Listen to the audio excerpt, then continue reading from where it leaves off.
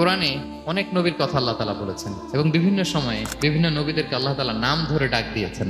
যেমন আদম আলাইহিস সালামকে আল্লাহ নাম ধরে ডাক দিয়েছেন, ইয়া আদম, এই আদম, ইয়া আদম উসকুন আনতা ওয়া যাওজুকাল জান্নাহ, হে আদম তুমি আর তোমার বউ জান্নাতে থাকো। মূসা আলাইহিস সালামকে আল্লাহ নাম ধরে ডেকেছেন, ওমা তিলকা বিয়ামিনিকা ইয়া মূসা, এই মূসা হাতে কি।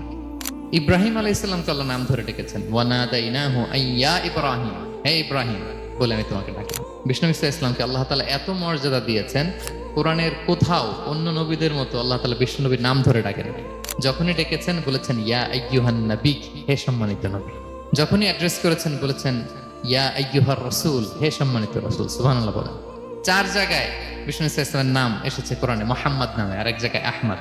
এই 4 জায়গায় মুহাম্মদ যে উল্লেখিত হয়েছে, একটি জায়গায়ও নাম ধরে ডাকেন নাই, বরং ওনার রিসালাত, ওনার নবুয়তের বর্ণনা দিয়েছেন। যেমন মুহাম্মাদুর রাসূলুল্লাহ সাল্লাল্লাহু আলাইহি